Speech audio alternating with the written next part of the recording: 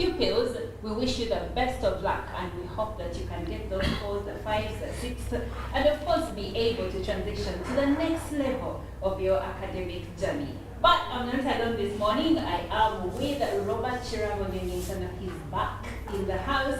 And of course I have Chantal Oliver Akandida and Jerome Paulson. But I'll start with the man himself. Good morning, Robert. Good morning and praise the Lord, our viewers. Thank you so much for waking up with us this morning. To all the P7 candidates, I think all I can say is we wish you the very best. Now to school heads, school owners, please be considerate. Not registered candidate should be refused to sit their paper because they have not completed school fees. That's true. For the candidates, no candidate will be allowed in the examination room 15 minutes past 9. So ensure that you do not get there 15 minutes if you're a parent, because the law governing exams by UNEB is very clear. Anyone who arrives 15 minutes past is assumed that they have been engaging in an examination malpractice, and therefore they're not allowed in the room. Success to all of you. Wow, success. And of course we have over 749,000 pupils that are sitting their exams today. And of course, like Robert said, we wish them the best of luck. And I will go to one of the people I think starts appeal in like 10 years ago. Good morning, Jerome. 10 years would be really close. But anyways, when you mentioned about PLE, I think also around 13 years back, if I'm to throw back a little more, but it is such a good time to be alive to witness this young generation also get into writing these examinations, because it's the very first time for the P7 pupils to get into national exams.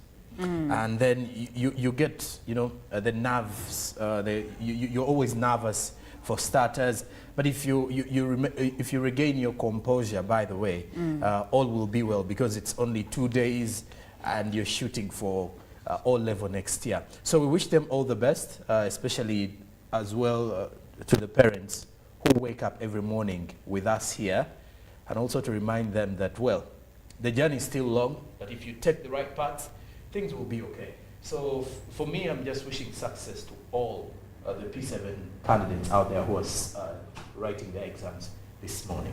In as much as you have denied having sat P7 10 years ago. Good morning, Chantal. Good morning, Olive. How are you doing this morning? I am good, I'm good. Do you doubt that Sonko sat P7 10 years ago? I highly doubt. Because if I'm factoring in campus and factoring in high school, then 10 years ago would be a little too soon. Plus, we shouldn't make him very young. We want a wife. Oh wow! Yeah. The in-laws have spoken. For us, the work in-laws, we are concerned, including our producer. We are concerned. Actually, the dress code today is as if he's about to pop the question. Thank you. Sometimes you want me to shock you next year. No, I won't shock you, but next year I think I'll do a thing that will make you feel inspired. But good morning, Ugandans. Thank you for waking up with us. I'm just here to wish success to all the P7 candidates, but to upload all the parents of the over 2,000 children with disability that are going to be sitting their P7 exams. Back then, these kids would actually be isolated and taken out of school because they didn't believe in them. But over 2,000 sitting exams, I'm applauding all the parents. Very well done. And we are expecting the very best. I mean, disability is not an ability, so very well done. And today, the Special being Woman Crush Wednesday, we crush on all the mothers that have brought their children to this day. Now, I'm not even talking about single moms. I'm just talking about every mother, every guardian that is female that has been taking care of these children to the day when they're sitting their first national exam. You've done well. We crush on you, and we say keep doing what you're doing, because you're nurturing tomorrow's leaders, you're nurturing tomorrow's fathers and mothers, you're nurturing tomorrow's future So thank you so much for the job well done. And also a message to parents. If your child does not get a 4 or a 5 or a 6, please do not make them feel like they're failures, because grades are very important, but we need to also show our children that we appreciate the effort. And every successful person we know in this world did not get a 4. Not saying that they shouldn't get a 4, but do not act so disappointed when they don't bring that 4. And that, Chirabo. Yeah. You just reminded me of something. Recently we had a gathering, and we were looking at those that were best performers when you were in school, and trying to have a track record of many of them. And sometimes life is so surprising and shocking as well. Yes, that's what I can say. When you looked around, when your OBs and OGs gather, and you're like, where are you? What this guy will tell you, I'm in Chikubo. He wasn't the best performer, but man, the guy is having more. He shows up and he's the guy with the emails. And he's the one even employing. You know, the I'm ones working that for so and so. I'm working, and you're like, but this guy used even to peep into my papers. And, you know, he used to get some assistance, and you just wonder how God does his things in different ways, very different from man. So let's learn to encourage these children and just tell them it's not the end of the world, but still, next level, do better. Do your best, yes. And that being said, this is the moment where we delve into the local news stories. And we'll begin with Minister Ruth Nankabira, who appeared before Parliament with some news. Now, what was the news? The government signed an agreement with Vertel to exclusively have the rights for supplying all petroleum products. The Minister of Energy and Mineral Development, Ruth Nankabirwa, told the Committee of Parliament on Environment and Natural Resources during the plenary sitting on the 30th of October this very year. The Minister for Energy and Mineral Development, Ruth Nankabirwa, tabled the Petroleum Supply Amendment Bill 2023 that seeks to regulate the importation and supply of petroleum products in the country. The bill was referred to the Committee of Environment and Natural Resources for scrutiny before meeting stakeholders of Mahathi Infra Uganda Limited, who own Lake Victoria Shipping Company that transports oil from Kisumu in Kenya via Lake Victoria. First interfaced with Energy Minister Ruth Nankabirwa and the Attorney General, as well as Principal Legal Advisor to Government Chiriowa Chiwanuka. And moving on, Uganda National Examinations Board has warned people who have opened up WhatsApp group accounts to share what they purport to be primary leaving examination papers that the board is aware and is following them up. The Executive Director, UNEB, Dan Odongo, told a media briefing to commission the start of PLE and USE that any person involved in examination malpractice flouts provisions in the UNEB Act 2021. And moving on, the Deputy Speaker of Parliament, Thomas Tayewa, has questioned the delayed completion of Busega Mpigi Express Highway. Tayewa, who initiated a countrywide tour of various government projects, said the 540 billion project could get wasted. Deputy Speaker of Parliament, Tayewa, was disappointed by the slow progress of Busega Mpigi Express Highway, which has stalled for 5 years. The project was contracted to China Civil Engineering Construction Corporation. And lastly, in the local news stories, the business community of Elegu Town Council in Amuru District has been affected as River Unyama burst its banks following a heavy rain that was experienced in the last 2 days in Gulu, Noya and Amuru District. The chairperson, Elegu Women Cross-Border Traders Corporate Society, Auma Margaret, also a victim of the flooding, says the most affected are market women whose goods were washed away by the floods. And with that, we end the local news stories. Now let's have a look at the international news stories. Crossing over internationally, we start from Israel and the Palestinian war. Now, Palestinian Red Crescent says Israeli forces targeted the International Red Cross humanitarian aid convoy in Gaza City. Doctors Without Borders staff member killed in Gaza. MSF calls for action to stop bloodshed. Israel killing Palestinian children at unprecedented rate, according to rights group Defense for Children International Palestine. Saudi Arabia will host summits of Arab, African and Islamic countries to discuss the Gaza conflict in coming days, its investment minister has said. Biden has asked Netanyahu for a pause in the fighting in Gaza, while Rashida has said she will not be silenced ahead of a planned vote to rebuke her in the U.S. House of Representatives. At least 10,328 Palestinians in Gaza have been killed in Israel attacks since 7th October, and in Israel the death toll over the same period stands at more than 1,400. And away from that, new data from the Centers for Disease Control and Prevention is bringing attention to an alarming increase in babies born with syphilis over the past decade. According to the report published on Tuesday, more than 3,700 babies in the U.S. were born with syphilis in 2022, more than 10 times the number in 2012. The 2022 case count is the largest in more than 30 years, the CDC officials said. The congenital syphilis crisis in the United States has skyrocketed at a heartbreaking rate, said the CDC Chief Medical Officer Dr. Deborah Huri in a news release. New actions are needed to prevent more family tragedies. We are calling on healthcare providers, public health systems and communities to take additional steps to connect mothers and babies with the care they need. Syphilis is a sexually transmitted infection that, during pregnancy, can be passed on to the baby. It has the potential to cause tragic outcomes, including miscarriage, stillbirth, infant death, and lifelong medical issues. The 3,761 cases of congenital syphilis reported in 2022 included 231 stillbirths and 51 babies who died in infancy, the CDC said. Now, away from that, Nigeria's Hilda Bachi officially dethroned Guinness World Record, confirms new chef. An Irish chef has broken the world record for cooking non-stop, beating the previous record holder by more than 24 hours.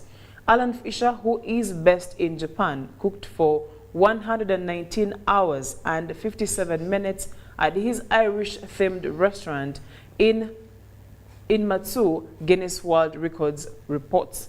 Now, Mr. Fisher's new record means Nigerian chef Hilda has been dethroned as the world record holder.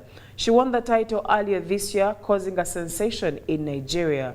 Her closely followed world record attempt kicked off a craze in her country, with people trying to get themselves in the record books by doing things like crying or singing non-stop. That's hilarious. The Nigeria's record stood at 93 hours, 11 minutes. I just knew that I need to do something that is out of the ordinary to put myself on the map, to put Nigeria on the map, to put young African women on the map, she said at the time. Now, speaking matters climate, the climate crisis has become too visible to be ignored. The Prince of Wales said as he revealed the 5 winners of his annual Earthshot Prize. Prince William said he believed this was the decade for collective action to protect the climate. He announced the winners of the €1 million prize at a ceremony on Tuesday. They include a company making batteries for electric vehicles using components easier to recycle and a scheme helping farmers to cut food waste. In a speech at the awards ceremony in Singapore, Prince William said the last year has been one of great change and even greater challenge. A year in, the effects of the climate crisis have become too visible to be ignored, and a year that has left so many feeling defeated, their hope dwindling. That is it for climate news and also what is happening across different parts of the world. Interesting news coming in from around the world, especially that story of syphilis in babies in the United States. It is actually worrying. Hopefully those numbers never come here. And as a parent out there, especially if you're an expecting mother, this is a message to you to always go to the doctors and make sure that any illness you have may be treated so that you don't pass it on to your child. But that being said, I don't know why. I don't know why Robert is laughing. No, you know why? Because, for example, for Uganda, where every day we are having the number of women giving birth at hands of professionals increasing, one of the things they test for is all those STDs. exactly. And that is not an issue in Uganda, it's an issue in a developed country. It is actually surprising that it is an issue in a developed country. You know, because see, STDs, syphilis is an STD, and this is passed on. You know, these are bedbug issues in so it shows that sometimes even where we think that these are 1,000 times ahead of us. For example, we don't have gun violence here that much. People killing. Now, in addition to US having that regular gun violence, now they have syphilis also as another issue. Oh, well. Yes, third world country. We had those in colonial days where... We even had now, them at some point in the very 80s, rare. early 90s. So we commend actually our government and the Ministry of Health for how far we've come. Because actually, if you do not pass on syphilis to a child while pregnant, you can pass it on to them during birth if you have an open syphilis sore. But right now, let Paul Sonko take us through the press review. As you were discussing when Chantal was revealing to us details of the international news, I did pay attention to Hilda Basi. I don't know if that's the right pronunciation. I heard there was a there's a Ugandan female who wants to attempt the same. Interesting. Well, they better beat the Ugandan 24 chef. hours. Yeah, she actually wants to even do more hours. But Hilda Basi is a beautiful woman. Are we still talking about anyway. cooking and the Guinness? Let's get into the press We review also had this a morning. clapping thing. Let's get into... We did. but Clapping, I don't know if it let's- was captured. Yes, it the was. interesting bit for me was the fact that people were trying to cry for more hours as a way of Cry. But Yes. obviously, the Phaneroo Ministries has Yes. that record now. Let's get into the press review, though. At the front pages of the New Vision, the headline is New Government Policy is set to fight illegal land evictions. 80% of land is unregistered, exposing it to risk of being grabbed. That is the bigger headline with the New Vision today. Now, the Hoima-Kampala highway closed due to the flooding. There is a pictorial of the same. You can read about the same in the New Vision. President Museveni awards Reverend Sister Maria Naiga Diamond Jubilee Medal. Read about it. And then in conflicts, Hoima residents flee homes over land wrangles as DFCU speaks out on Crane Bank branches. UNEB, on the other hand, warns against fake PLE exams as crocodile eats 18-year-old in Kalachi. And elsewhere, the Daily Monitor, still with our local dailies this morning. Western Central take top government jobs according to new findings. You can read about the CEOs of government agencies by region, and you see which region has the bigger percentage of representation, where Eastern Uganda takes the fewest CEO government jobs with only 15%. Western region is taking the lion's share in CEO category with 47%, followed by the northern region. Also, the northern region has 20%. Sorry, Central is third on the list. It's having 18% of the CEO shares. So from Western, Eastern, Central, then Northern with the list. Now, Airtel stock opens first day of trading with low activity. That is in business with the Daily Monitor. Then in the Homes magazine, real estate taxes you must pay before you get into the business.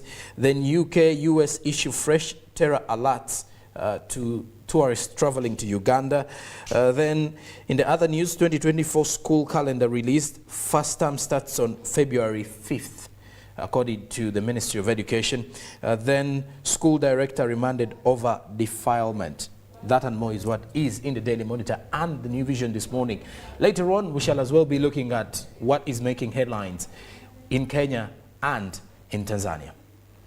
Well, speaking about matters of health, we were earlier speaking about syphilis in babies in the United States, but we also have our own issues right here at home.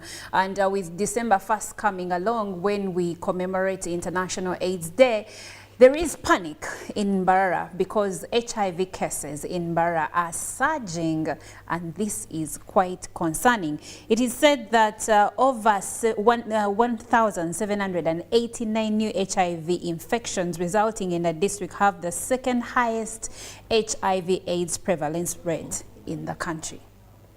Now, we've always heard about HIV/AIDS prevalence being higher in fishing communities, but now it is in Mbarara. What is going on in Mbarara? We'll look into that, and we'll definitely have something to say. But I think Shirabo has something to say right now. Pardon me for that. But one thing I'm very sure is it's all about more sensitization. You know, there are some assumptions that people have when it comes to particular regions that you may not contract HIV/AIDS. I've interacted with a number of youth in that area, and there's an assumption that I think is causing them problems. They believe that because of a certain region there you can not contract HIV/AIDS, and I think TASO and the Ministry of Health must do more sensitization in that area. And of course, what's more concerning is that most of these cases are registered among the teenagers, female teenagers and older men. So your husbands or older men are the ones that are spreading this among teenagers.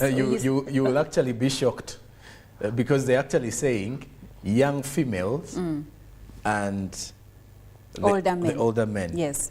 And I don't want it to look like it's only the older men here, because the coin can be flipped. But you see why it is young women and older men? Yeah. Because these young girls want certain goodies. Exactly. And it's the older men that can that have But the you know, ability the chain continues to because provide. the young woman has a boyfriend. Now, this is what happens. Yes, there's a she also sonko somewhere, because of course this young woman would feel comfortable moving around with a sonko.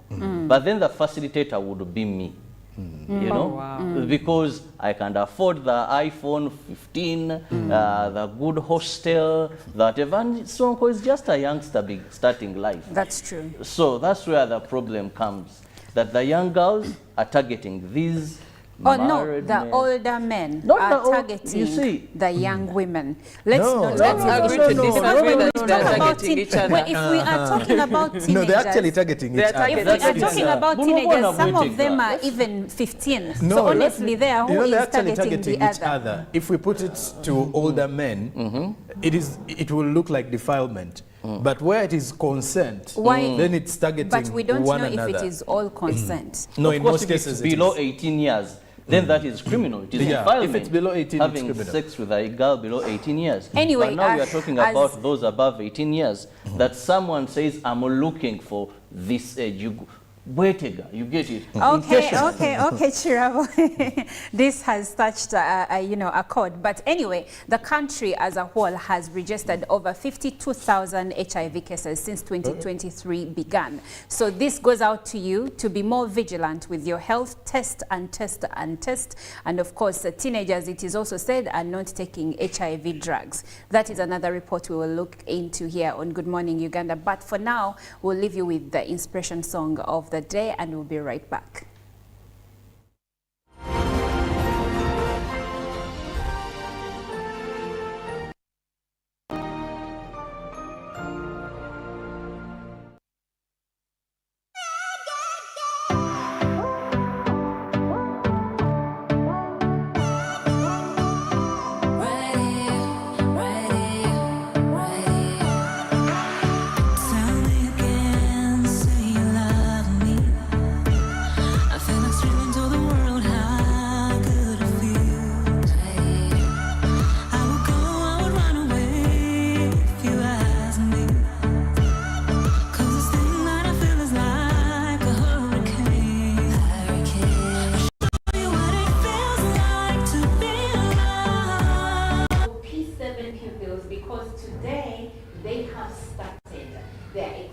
That end that part of their education and enable them to transition into secondary school. And of course, many parents today are extremely excited. I've been seeing memes where parents are like, by the way, tell our children that this question is, the answer is this, so that in case your name tries to confuse them, they are aware. And of course, it brings memories back to me a few years ago, my child started P7.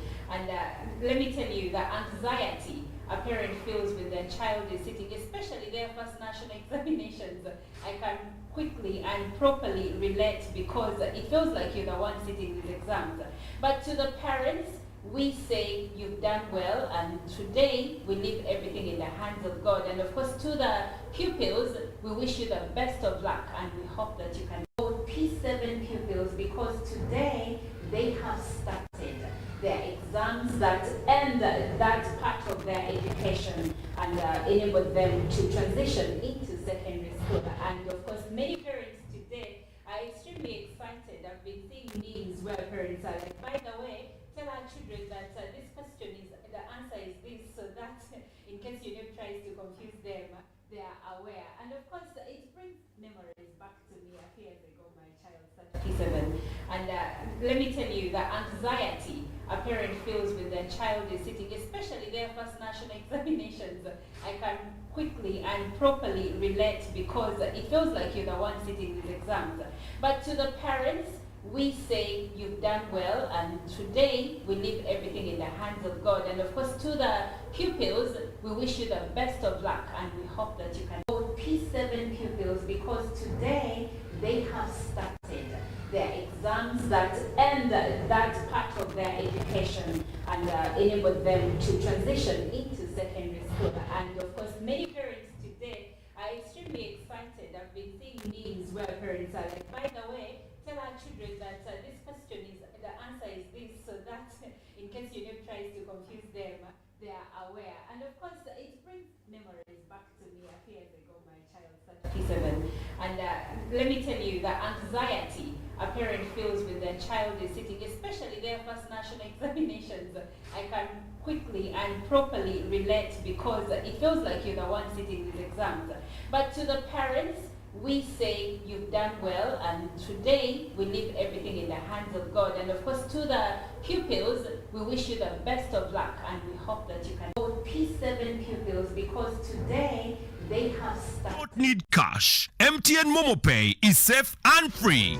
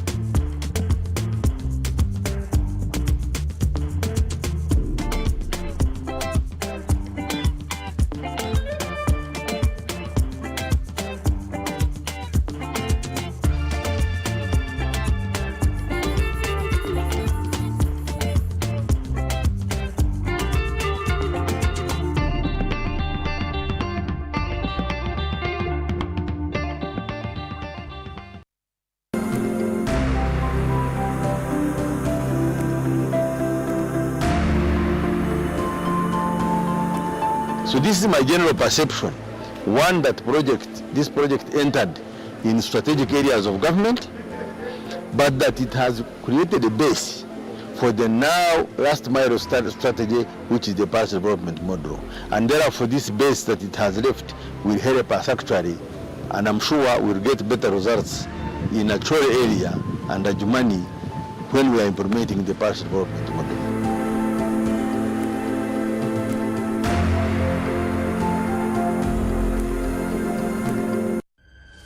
Become Becoming an international student can seem like a very complicated process. You want to study in the US or Canada, but you're unsure about the application process, what to apply for, and the related costs and expenses. Here is the thing. The Loom Students Fair will take place on the 8th of November this year. So come to the Sheraton Hotel Kampala and you'll meet expert advisors from top US and Canadian universities. They'll help you make sense of your study dream. For more information, call 0702 628 446 or visit our website, asafevents.com.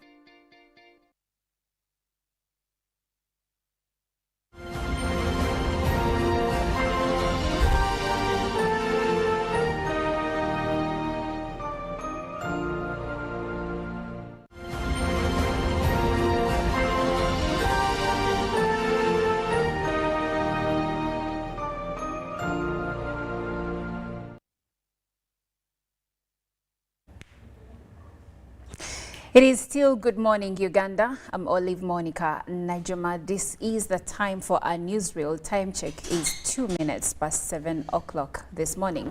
Welcome again to Good Morning Uganda. If you're just joining us, thank you so much for keeping it Uganda Broadcasting Corporation. Now, if you have lived in Uganda, whether you're Ugandan or not, you know that we have a sector that is pivotal to our transport system, and this is the border sector. And over the years, we've had counter accusations that the sector is being politicized, that every person who starts a political party or who is joining politics wants to use or dip their hand into this sector and influence them in one way or another. And according to their chairperson, their vice chairperson, this is actually rendering the sector divided, because some people that have political connections are becoming untouchable, and the less privileged are the ones that suffer the brunt of the law. So this morning we'd like to have a conversation regarding that. And the main question here that we want to ask is, why are politicians very interested in the border sector? I'm joined by Jerome Paul Sonko and Chantal Olive Akandinda. Jerome Paul. Yes. The border industry is one that I am a very good customer to, I should say. We've all been, yes. I think with time, you get to realize that everybody in Kampala, maybe 90%, have actually used the borders. I've been told there are some people who have never used them. The planned children of this nation. But you remember a time, sorry to cut you short, but briefly, you remember a time when one of the richest men in this country, that is Sudil Parelia, was pictured on a border. And in most cases, you realize people use them because of the efficiency and all that. Now, going back to the issue to do with the political side of it, or the issue of seeing politicians getting into the border industry, it takes me back to the time of campaigns, whereby we see lots of border riders actively getting into these campaigns. First, because of the fact that some of them are good noise makers, I should say.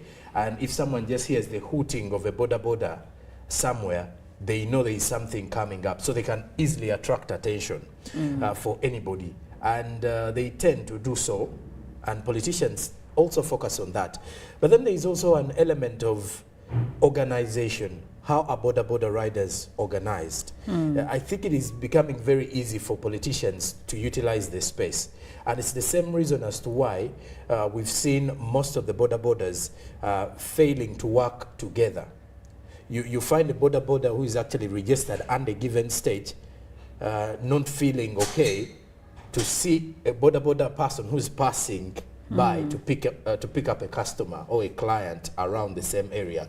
So I think this is a situation that normally happens, whereby for some of us normally say a Lubianza border will, the one that is actually passing by or heading to your destination is definitely more cheaper than the one you've actually found on stage. Now, in situations whereby the one you found on stage is actually also waiting for clients, and you tend to overlook them, it becomes a problem. But then also, let's look at the issue of the growing numbers of unemployment in our country today, whereby even those who have actually graduated are job seeking, or even those who have not gone to school do not have the jobs. regardless of whether you're skilled or not. And in most cases, politicians tend to bring on board the idea of buying borders for most of their constituents. So they go into a community and they organize the young people, promise them jobs, or what they could do is, I'm going to purchase 100 borders. 100 may be too many for some, but maybe someone will come in with 20 borders or 50. And we've seen this happen in most of the communities because of the unemployment. So once a politician comes in and provides a solution to unemployment at the time, gives you the borders, because he has actually found you in a situation of vulnerability at the moment. This has actually helped them peruse through the border industry so much, because first of all, we've heard of politicians owning part of the border stages, whereby it's because of a given politician, a member of parliament, or a minister, that there is a given stage. So he comes in, provides the borders. So you expect all these border people to rally behind this person. So it is more a case of who pays the piper calls the tune. Exactly. Because if a politician, in the beginning it looks like a solution is being provided by the politician, but to their tune. Exactly. And then you find them supporting this particular politician because with all their life, because they believe this is how things are done. And then also when you look at the cost of living that we are in today, and the fact that not all border riders are making good money at the end of the day. Because when you sit down with them and ask how much someone would make, on average, there are those who don't even earn 50,000 on a daily. And then there are those who are actually having borders on loan, so they have to pay. Majority of them have borders on loan. And when you mention politicians that could probably own a stage and even maybe provide over 100 borders for different young youth to, you know, as a way to earn a living, most of these borders, are they given to them for free, or the politician is at the end of the day just loaning the borders to them? No, at times they're actually given to them. Like someone buys all those borders and they give them out for free. It can be like 20 because borders. Some of those politicians actually get donations and help out, and others have communities that push them into this. And then at the end of the day, like you did mention, that it comes in as an element of help, or you're helping people get into employment or have something to earn from. Is it conditional? You know, and at the end of the day, it becomes conditional. How? When we are heading into the election time, this politician expects you to rally behind him because he gave you the source of income. But also, and you know, it's something that you look at and you're like, anyways, he helped me. So he's playing the sympathy card with you. Basically, so, who pays the piper calls the tune. Chantal, you had something to say. I did. You know, when you were giving the intro, you were like, they want to dip their hand into the sector. Yes. And I mean, we're talking about over 150,000 border riders. Also, please do note that these border riders have a lot of influence. If just 20 of them right now set off from outside the UBC gate, everyone will stand to ask themselves, what is going on? They can easily attract. Their mobilization is very easy. Very easy. They will mobilize easily and faster. So definitely, if I am a politician, I am going to strategically look at these people because they're going to give me the mileage I'm looking for. Because whether we believe it or not, they are at a particular point believed to be opinion holders. But then also you look at how they are organized as the industry. I think this is the issue where even KCCA has had a very big issue trying to control the border industry within the city because of the different associations and groups that are in the industry. It is very difficult to know whether this border person, even when we introduced wearing reflector jackets and then also wearing jackets that differ from the others to show that you belong to a certain stage. Or a certain company. Or a certain company. For the safe border now, you can ideally, identify or other safe border Faras the likes of the ride hailing apps and all. But then sadly, even those who no longer belong to these ride-aiding apps are having these reflective jackets. That's another challenge. You're going to find them donning the helmets, and Yes. he's like, I'm not using the app. And you're like, but you have the helmet. He says, I bought the helmet. So they will tell you they no longer use the app. So when you look at how it is easy to actually go through the border industry and influence decisions in there, you realize how politicians target it. And more so with the fact that I did mention how much they earn. Not all of them earn good money at the end of the day. So when a politician realizes that, that if a border is going to say earn 50,000 Ugandan shillings today, what they will do is maybe come in with the same amount of money to say, let's go in, come and support me. There's a rally, yes. So I'm fueling your bike. I'm fueling you. Yes, exactly. So it is very easy for the other person to say, well, he's giving me the 50,000, then why am I here? Not? Let me go into this, support him, then get back home. So it is said that for border riders to gain from government programs, they should join associations and be registered. But according to Kampala Capital City Authority, out of the over 150,000 borders that we have in the city, only 42,000 are registered. So does this create fertile ground for politicians to manipulate these border riders? The element of manipulation, honestly, someone doesn't have to be even in an association to be manipulated. Why? It goes back down to an individual. Like Jerome Paul put it, if I am earning a very little money and my kid, for example, is being chased from school and this person is offering this amount of money and it's the balance I was looking for, I'm going to go for that rally. What is it going to take away from me? It's just a one-day's event, for example, and I'll pick this money, I'll go clear whatever I need to clear, and that will be it. So in this case, even if we have these associations put together, it goes back down to individuals. How easy is it to manipulate them?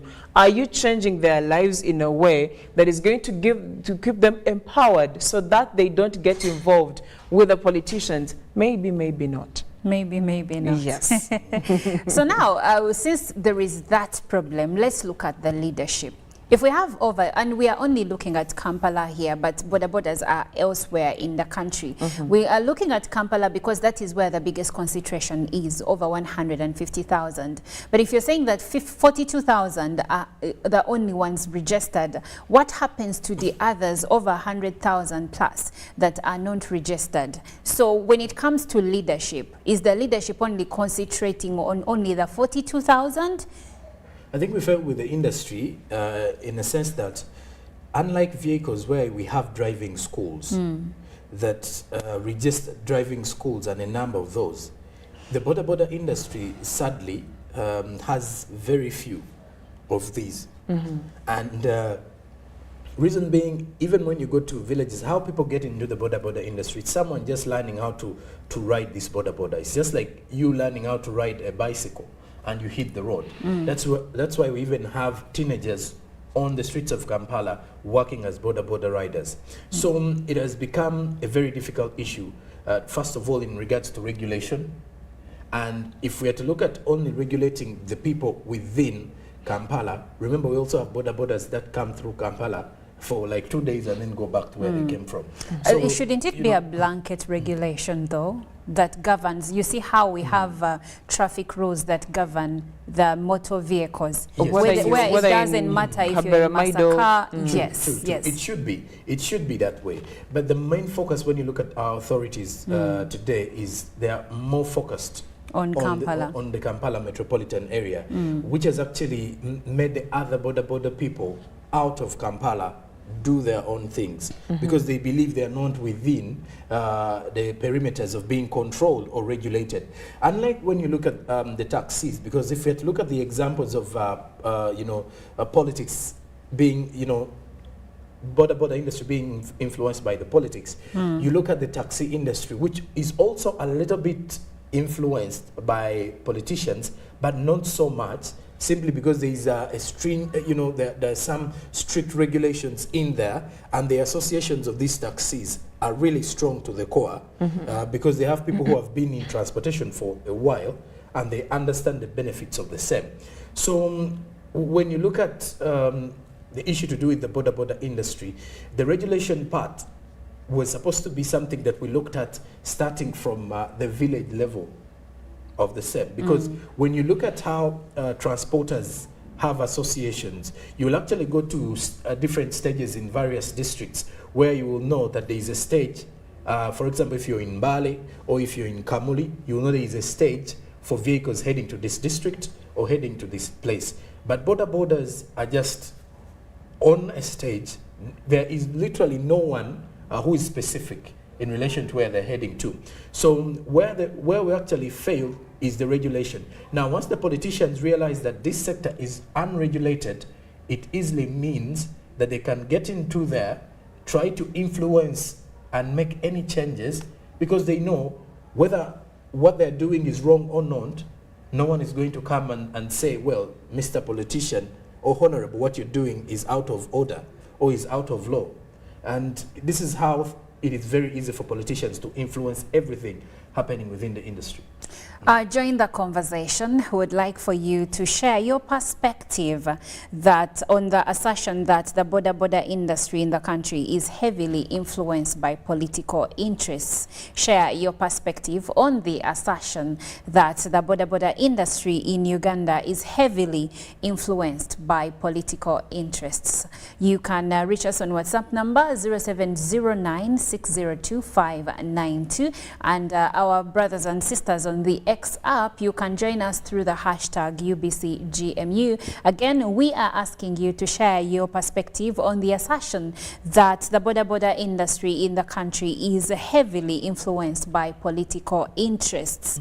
Now, coming back to you, my colleagues, when we say that because they're unregulated, politicians find it fertile ground for them to come in and have their way with border riders. How is this affecting that service industry as a whole?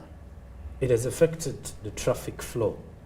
How? When you sit down and of course listen to some of the stories from the border people, they will tell you that there are some border riders who are untouchable within their circles, either because they know a certain politician, or they have a number to a certain politician, or they head a political association or group on behalf of their member of parliament or this particular politician.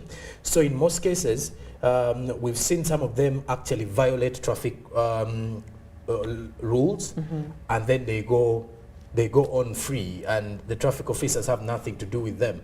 Whether they actually they get their borders impounded, or the industry, rather the traffic officers impound their borders or arrest these fellows, but they won't stay long because they have some privilege somewhere, because they are attached or affiliated to a certain politician. Unlike the underprivileged, who will actually have their borders impounded, these border riders are also arrested, and then the time they spend in prison or the time they spend trying to get their borders back becomes a challenge. I think we have lots of borders impounded in most of the police stations in Kampala. Some of their owners have actually forgotten about them. But according to the leadership, through their leadership, and this statement was made by the vice chairperson of one of the border associations, he said that is Mr. Javira. He said that the ones that are politically inclined, the ones that are attached to certain political forces in the country, are the ones where their borders are impounded. And even if it is actually on the right pretext, let's say they abuse traffic laws, their borders are impounded, but then they are given back to them within no time, because someone called and said, leave my people alone, do not touch my voters. And again, it's the same kind of situation, whereby if you're not privileged enough, and maybe you're not, you don't belong to a certain political group, or you're not under the influence of a certain politician, it means that if you attempt, to go away from the rules of traffic at any one moment, and of course we all fall victim in regards to traffic, the traffic rules in one way or the other, but it becomes quite difficult for this border rider who has no influence whatsoever. And this is also becoming a bigger problem, because if we have the politicians who are influencing decisions for some of the border riders, it means someone will easily run away freely, even when they have actually messed up, simply because of, you know, I have a politician I can run to who is going to call the head of traffic in a given region to let me free. Okay, so now let's have a look at the regulation. What efforts have been made by the government, by Kampala Capital City Authority, to regulate the border industry? I think the first regulation or activity that was conducted was the registration, actually under also the Office of the Prime Minister, that we saw happening last year, that was meant to register all the border riders, and also, aside from registering them, ensuring that they do what they call the mental check. Because I mean, we also have some of the border riders are behaving in the streets, and that called for a reason for them to be checked. So there was a 60,000 that was supposed to be paid for the checks, but also registration of these border riders. Those are some of the regulations that have been put in place. But also, there's been what do I call it? There has been attempts, actually, yes, there's been attempts. One, to designate stages, some of which have been created, different border stages, and those border stages have to know who works around there and who doesn't. Then also there has been regulation, attempt to also regulate how far into the city can these borders reach. Now that, of course, the problem now is these have been attempts. Some have been successful to a particular degree, and others have not been successful. And especially for the registration exercise, according to the Lord Mayor, he says there is no particular framework that is in place to regulate the registration of these border riders. That is why at the end of the day, they hit a wall while trying to regulate or trying to register these borders. So you realize the efforts are there to register them, to digitize them, to create spaces for them where to work from, where they can be identified. At a particular point, they wanted to also involve the LCs in their regions where they work. But all that has been partially done or not entirely done, and some of it has not seen the success that it should have seen. When the Lord Mayor, Arias Lukwago, notes that there is no particular framework to regulate, what exactly does he mean? Does he mean that there has to be a law that calls upon the border industry to be registered, regulated in a certain way? According to this is what the Lord Mayor said. He said there was no regulatory framework to handle the border registration process, and his sanctions to have sanctions have to be imposed by law. Do we have a law that calls for the border industry to be, like, for instance, there was a registration campaign going on, and according to what you're saying, the mayor said only the law can make people, can bind people to be registered, like can make it mandatory for them to be registered. So do we have that law, or this registration was, or for lack of a better word, was it whoever feels like being registered? No, but by his statement means we need to have a law that puts up this framework. So we don't have a law. Support, that is looking or targeting the border and my industry. question is, do we have the law or we don't? Oh, well. In this case, I believe what we have does not go to the detail of what kind of registration we are talking about. And no, for the example, registration for them to have, for instance, for the registration for them to have, to be known, first of all, to know their stages, for them to be given uniforms, because they were supposed to be given uniforms. We do not have a law. So it was on an individual basis of, if you feel like it works for you, you show up. If it doesn't, not like that. Here's the thing: there is no law, even for all motorists, even for the drivers on the road. There is no law aside from the fact that as a driver you should have a permit. That's a type of registration. As a car, your car has to be known by URA. That's a type of registration. That is the only. Taxis have a law. They must be under a particular body, an yes. association. Yes, for now, them it is well streamlined. Now, that is what is lacking with the borders. They do not have any particular law that gives them such conditions. However, as a way of regulating, this is why you've seen efforts by Office of the Prime Minister, efforts by KCCA to see how to register these people and get to know each and every one of them, and also, of course, put provisions like different stages, give them regulations on what they should be putting on, and even they regulate these days. They even regulate which borders can enter into the country or not. Is it being done though, or it remained on the paper? Because when is the last time you sat on a border, for instance, going to Entebbe, and someone stopped you to find out if that border is supposed to cross over? Well, in most cases, borders aren't arrested away from the Kampala metropolitan, or aren't stopped. It's only in Kampala here, especially in the CBD, and most of them are either stopped when they have too many, or they are overloading, if that's the better word to use, having more than one passenger, or if you've overloaded goods behind, and also those who actually try to beat the traffic lights and the like. So those are some of the the key issues you can find in there. But also, when you look at the border industry, I think it has more regulations. On paper? Not even on paper. They have more of the regulations, which is actually even more difficult to follow up, because of the fact that, you know, with the very first regulation, which is looking at them having permits, because the new regulations and guidelines that were released is that the border riders need to have permits. That's true. But again, not all of them pass through driving schools or riding schools. Do we have riding schools to begin with? We do not have. And I believe when you look, I want, because I haven't seen, okay, I should say I haven't seen one personally. I don't know but any.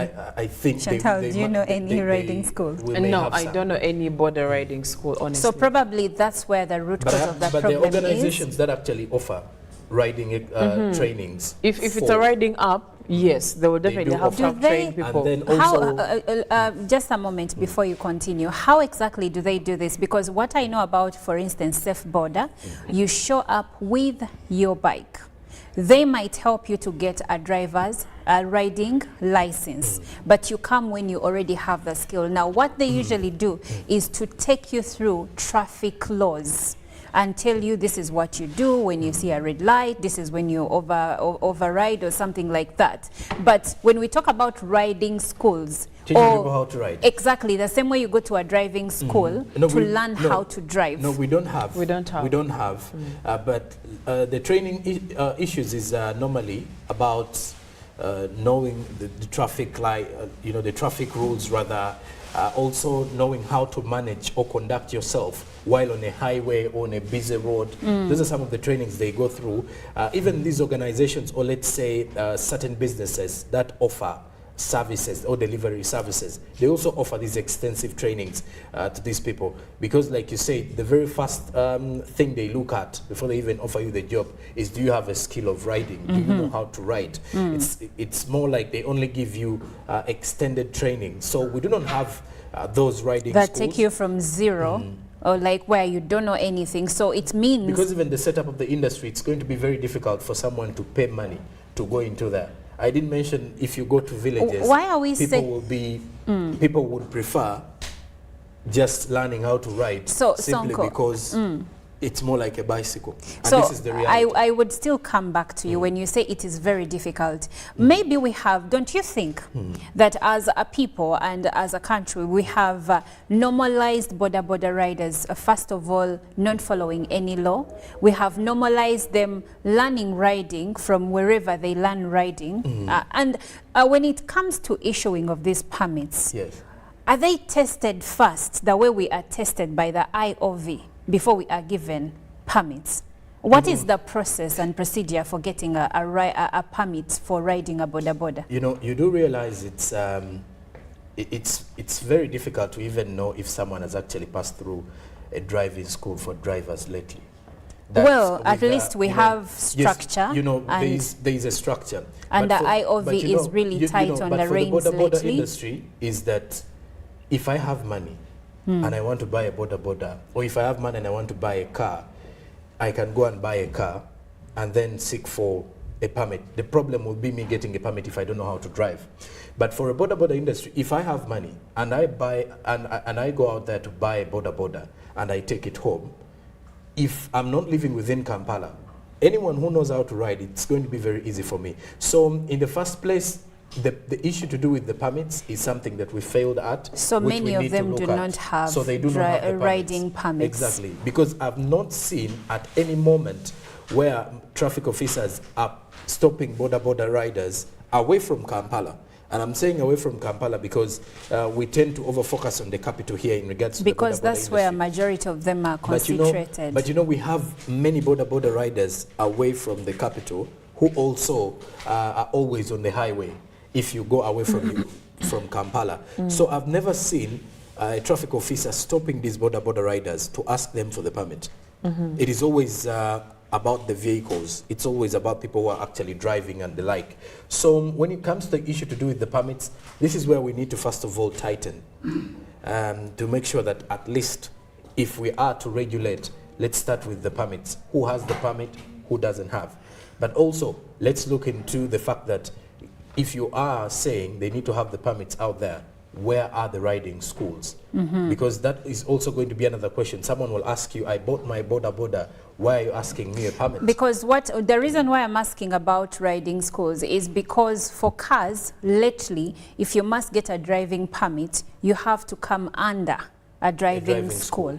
It doesn't matter if you've gone to the bank and paid for your driver's license. When you go to this place where they make IDs and driver's licenses from, they will ask for a letter from your driving school. This gives them the comfort that you have been well trained by professionals to drive and that you're safe to be on the road. So the reason why I'm asking about that, because if you're giving riders licenses to riders, but they do not have like a driving school, most of them, like we said, there is no blanket law by the government governing boda riders. They only have bylaws from their associations. So the power of boda riding and everything that goes with it has been left in the hands of the people that lead these associations. Now, going back to the census on motorcycles by KCCA that was done sometime last year,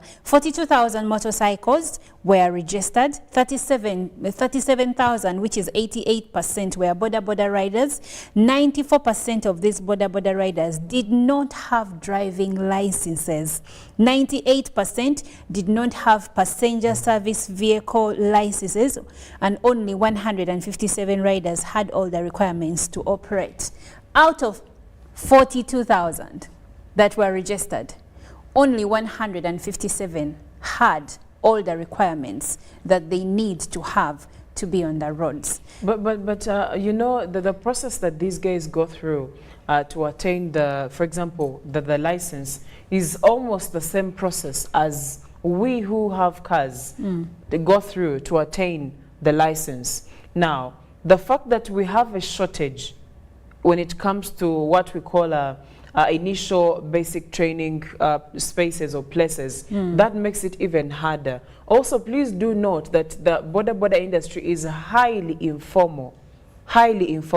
So definitely that is going to create a gap in terms of how are they being registered, what do they know where to go and what needs to be done. Maybe the question is on if they know where to go, because if we are talking about informal, even the taxi industry is highly informal, but it is well regulated. Well, it is more organized than the borders. And honestly, if you are to check how many taxis are in the country and how many borders, and when you go back to a little bit of history, the taxis were more than the borders at a point. Yes. And these taxis were owned by individuals. You get it? So that means this individual is not going to give you their taxi when they do not know that you can drive, because they've heavily invested in there. So they're going to make sure that whoever they're giving their taxi to drive is a qualified person.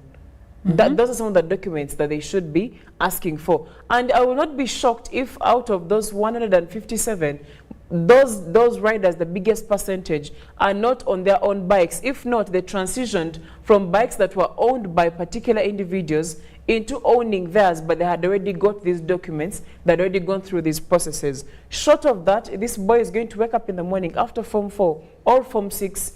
The neighbor around teaches him how to ride a bike, goes to those places that actually give bikes on credit and starts riding. Or the uncle gives him the bike and he starts to ride, paying the uncle. You understand? So at the end of the day, it goes back down to what has been done, to go back down to the root of, are these people registered? Do they know where they're supposed to go? Yes, it's a highly informal sector, but who is assisting them to know that this is how you enroll?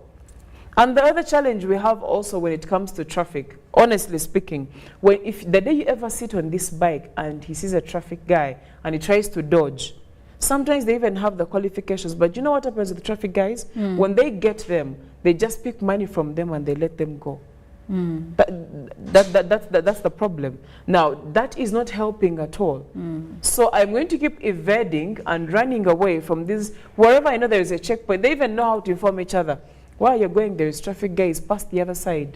They know how to tell each other. Taxis do that too. Thank and you. Even other motorists Thank do that you. too. So in this case, if we should help the border industry, we need to do mass sensitization, from just the thought that it is a highly informal sector. Where do they go? Let's advocate for training places where we know that if this person is not coming from a credible training school, driving school or riding school, they're not going to get a permit. Then that's the beginning of how we can regulate these border riders. The challenge, do you think having a permit is one of their major problems? No. Because majority of them, like the statistics I just shared, are riding around without these permits. And even us, the passengers, we don't know. We can't even ask because you stand on the road, you hail a border, you sit. Do you ever ask you don't the even bus know if driver they're if he has a permit? Or the no, taxi but you assume driver? because if let's say you're driving a link bus, definitely you have a what? When I the driver has to have a permit. I don't assume because I know that these, at least for instance, for let's say a bus company, we know that for their drivers to be on the road, there have to be certain things in place. Okay, yes. And for instance, safe border. If I'm going to hail a safe border, I am assured that these people have that is permits. If you find an issue with them, you feel shocked because you've already assumed as well. So assumption is something that we're all used to. Assumption is something we're all used to here because in my mind is But is it wrong for you to see a safe border and you in your head you're like, this is how they run, this person must have this? Obviously, if you see someone on the road driving or riding, in your mind you're like, they have the experience, or they are here rightfully. Exactly. They have been vetted. Exactly. They have gone through a particular process. Now, for example, when you look at the driver who was reported texting, everybody who was in that bus had an assumption that this is a world-class driver, a well-trained, experienced. But if you start seeing what the person is doing in the course of the journey, that is when you get the shock of your life. Yeah, so at times we all live in a delusional world, if that's the word, that you're always assuming something, not until you start seeing different signs. And I think this is where we are all, facing a bigger challenge. That if it's a border, you look at the border and you feel like, well, I think this one knows how to ride. Well, I have some views from some of our viewers, and the first one says borders don't have a law apart from bylaws from their associations that are created by members, and this is from Jackson John White in Moroto. And this one says, this is Anthony from Ginger, and he says most people, not only border riders in Uganda, can be politically exploited. Many people wake up economically uncertain, not knowing where to win bread for the families. So in case of a fee, chance they can just give in. And just as from Chitoke, Chikube district says, for me, I have never heard of any riding school, so let them have a bit of freedom. And Mukisa from Tororo says, Najuma, good morning. To me, the border transport subsector is informal, just like a fraction of the taxis. So until government formalizes the sector, a lot leaves to be desired. And Nyeko Daniel says, congratulations UBC, I'm watching Good Morning Uganda from Amolata, and I'm feeling quite impressed by the presenters. They seem quite credible, informed and educated, not proud, humble. Thank you so much. Thank you so much. Anyway, so we all use borders, and it seems like at this minute all we can do is pray that the government comes up with strong regulations and be able to implement these. Up until then, it kind of looks like every man for himself. By the look of things, and if the politician is giving me the daily bread as a border rider, then I will take it. Well, that's it. This is Good Morning Uganda. It's been a pleasure having this conversation with you. Thank you so much for your views. We'll take a short break, and when we come back, Joram Paul Sonko will be giving us the GMU business, and I'll later on come back with traffic updates.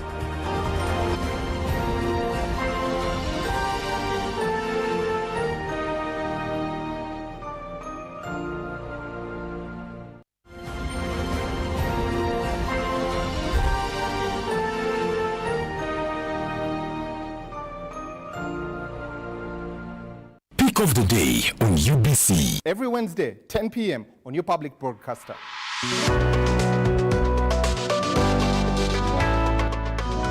Was brought to you by MTN Momo Pay is the easy way to pay. Dial *165*3# or use the MTN Momo app. You don't need cash. MTN Momo Pay is safe and free.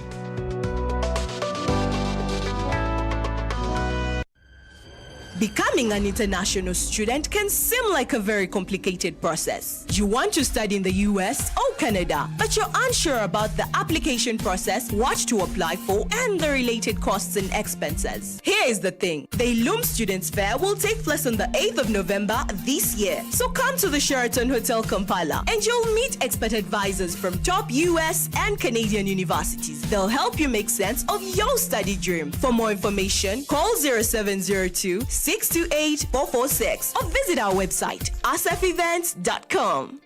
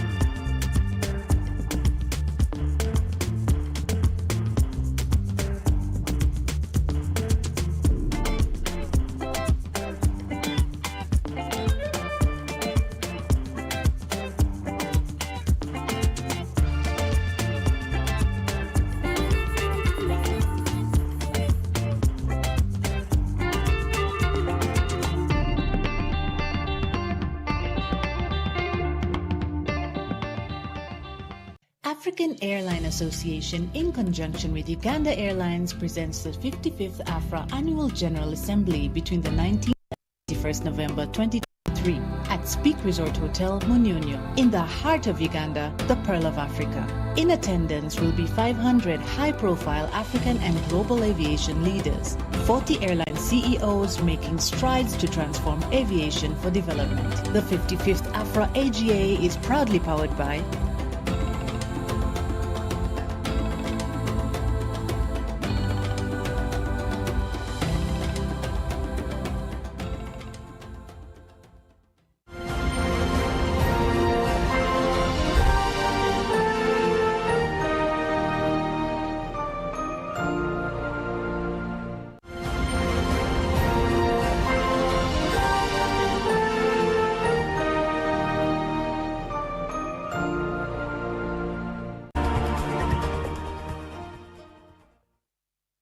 Well, before I went on air, I've just realized I do have a diary from Parliament 2023. Good morning again. I'm Joram Paul Sonko. It is time for the GMU Business Update of this morning, and focus starts with petroleum supply. As the government has signed an agreement with Vitol to exclusively have the rights for supply of all petroleum products, and the Minister of Energy and Mineral Development, that is Honorable Ruth Nankabira, did reveal this to the Committee of Parliament on Environment and Natural Resources. Now, during a plenary sitting that did happen on the 31st of October 2023, the Minister, that is Ruth Nankabira, tabled the Petroleum Supply Amendment Bill 2023, which seeks to regulate the importation and supply of petroleum products in the country. And henceforth, President Museveni as well has been having conversations and various dialogues with the Kenyan President William Ruto and, of course, the Tanzanian President, that is Samia Suluhu Hassan, on the matter to do with fuel prices as well as fuel importation into the country. But also, this particular bill, which was tabled by the Minister, that is Ruth Nankabira, was referred to the Committee of Environment and Natural Resources for further scrutiny before it can be retabled again. Now, before meeting stakeholders of Mahathi Infra Uganda Limited, who own Lake Victoria Shipping Company that transport oil from Kisumu in Kenya via Lake Victoria, first interfaced with the Energy Minister, that is Ruth Nankabira, as to have conversations as well. And also in the interface, there was the principal legal advisor to the government, that is Kiriowa Chiwanuka, who was also part of the same. Now, according to the minister, that is Nankabira, government through the Uganda National Oil Company has already signed an agreement with Vitol, giving it authorization to supply oil petroleum products in Uganda. Well, of course, now when you look at it in regards to the fuel situation in Uganda, you would definitely project that maybe early 2024 would see these fuel prices go down a little bit. Now, elsewhere, still in the business world, we talk matters Arua City. The Minister for Local Government, Raphael Magezi, has directed management of Arua City to conduct fresh allocation of stalls and allocations and lockups in the Arua market, in the Arua main market. Now, in the same, the minister was in Arua City to present the new law, which also guides management of markets.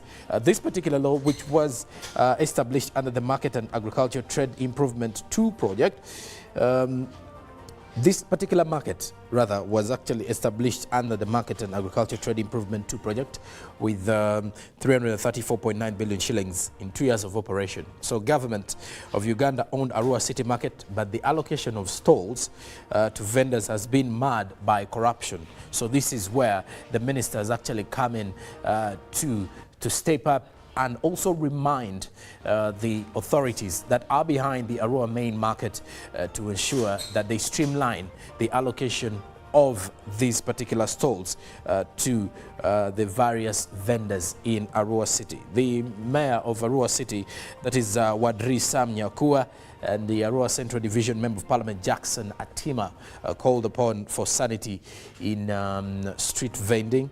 And once the relocation is done of the vendors off the streets into the main market, the city authority will undertake the enforcement to assure an end of street vending as well. So once they streamline the issue to do with allocation of stalls to the vendors and also making sure that the vendors are into the main market, then the other focus will now run to putting an end to street vending on the Arua City streets. Well, as we're summing up with the GMU Business Update this morning, we now focus on the forex market to see how the market was faring by close of business Tuesday. The US dollar was opening at 3,756.50 for those who were buying, while selling at 3,766.50. By midday, buying was at 3,755.83, while selling was at 3,765.83 Ugandan shillings. Then the Great Britain pound was buying at 4,633.56, while selling at 4,645.90. The euro, on the other hand, was buying at 4,022.49, while selling at 4,000 33.20. The Kenyan shilling was buying at 24.80 while selling at 24.87. And then the Tanzanian shilling was buying at 1.49 or selling at 1.50. Then looking back to the South African rand, buying at 204.76 while selling at 205.31 in that particular space. Now it's time for us to revisit our local dailies in Uganda,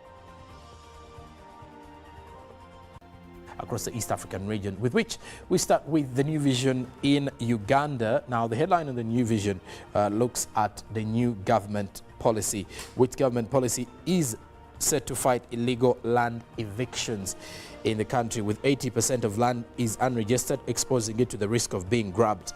Now, in the conflict, Hoima residents flee homes over land wrangles as President Museveni awards Reverend Sister Maria Naiga Diamond Jubilee Medal. Then UNEB warns against fake PLE papers as the FCU speaks out on Crane Bank branches. Now, crocodile eats 18-year-old in Kalachi. Then Hoima Kampala highway has been closed due to flooding. Pictorial of the highway that was flooded due to the continuous rains in the country. Now, of the Daily Monitor with the headline, Western and Central take top government jobs, as a breakdown of the regions and how jobs in government offices are being allocated. As well as you could definitely see, there is less presentation by the northern region. Then in the Homes magazine, real estate tax, the real estate taxes you must pay. Read about those taxes. Then in business, Airtel stock opens first day of trading with low activity. Then in the other news, 2024 school calendar released. First term will start on February 5th, 2024. Then in the other news, school director remanded over defilement as UK and the US issue fresh terror alerts to tourists visiting Uganda. Let's head to Kenya, the Daily Nation in Kenya with the headline, Kenya Kwanza members of parliament plea to Ruto on fuel. The fuel crisis across the East African region does continue. Now, is there light at the end of the tunnel for Mwangaza? The bigger question with the Daily Nation this morning. Then tough times force retirees back to work. How about that for a report? Then you can as well see the CBC system still needs some adjustments, says primary school heads as they warn of continuous crisis. Now in football as well, what's gone wrong for Eric Ten Hag at the mighty Man United? Read about that as the UEFA Champions League football returns again this evening with Man United visiting Copenhagen in Denmark. Will they win or not? The Daily Nation gives you more. Now, the Citizen in Tanzania. Strong dollar curtails foreigners' role at the Dar es Salaam Securities Exchange. Read about that. Now, high airfares are a barrier to tourism in Africa. Read about the same. As Zena, why a good support system is a valuable asset for Tanzania. Then football, mixed views as Simba part company with their head coach following that humiliation in the derby that saw Yanga SC beat Simba by 5-1.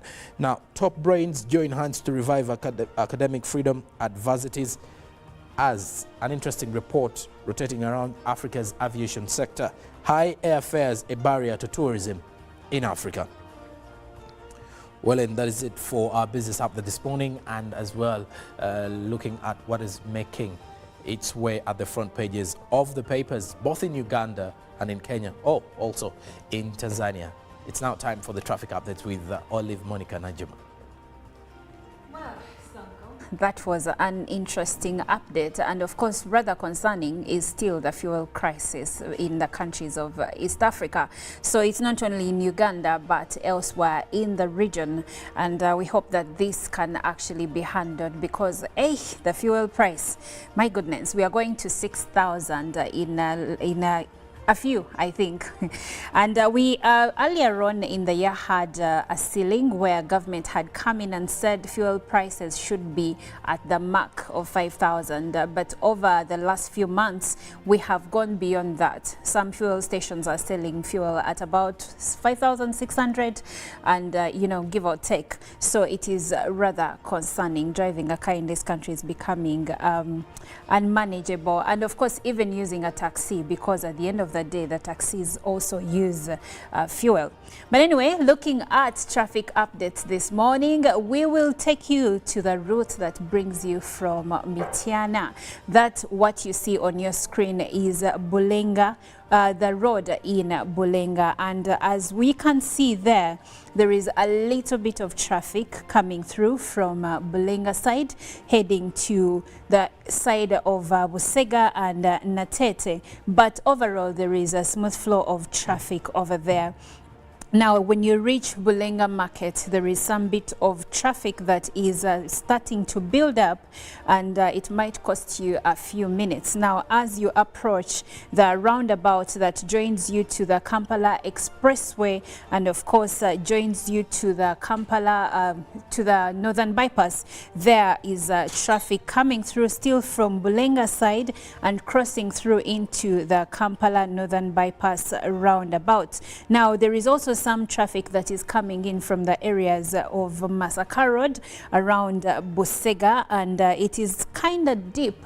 It's a bit deep of a red zone there, meaning it might cost you some time. Now, looking at other roads that are coming off this roundabout, when you look at the road that goes off from Busega Northern Bypass roundabout going to the Kampala Northern Bypass, you're going to find that there is a deep red zone over there, indicating that many vehicles are trapped in traffic jam right there. So if you're coming from that area or going to that area, please be advised. And of course, there is traffic still coming in up until Busega Market. From that roundabout to this other roundabout, there is pretty much traffic all the way through, and there is traffic still coming in from Masaka Road coming to Kampala, and even after the roundabout, as you head back still in the areas of Busega, sorry, you're going to encounter slow movement of vehicles because there is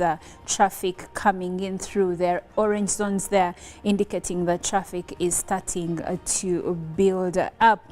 Now, going back to the roundabout, I would like for us to follow the Northern Bypass route and see how it joins other sections of that road, and see if there is traffic there or there is smooth flow of traffic this morning. And as you can see, after the roundabout, there is smooth flow of traffic. Now, when you reach Masanafu roundabout, from what I can see is that there is a little bit of a traffic build-up over there, but overall there is a smooth traffic flow when you reach Masanafu roundabout. And the road coming in from Sentema, it also indicates that there is a smooth flow of traffic over there. So people this morning there will not be held up for too long in traffic. Now, moving ahead still along the Northern Bypass, looking at the roundabout that joins to Hoima Road, that's around Namungona. It indicates that there is a smooth flow of traffic on the section of the road there, and today, actually, most of the roads this side of town look pretty good. Now, continuing to Namungona areas, there are a few sections where there is a bit of a hold up here and there, but not much of it, up until you reach that intersection at Kasubi roundabout. Now, there is traffic coming through around Kasubi from Chimera Road, joining the roundabout over there.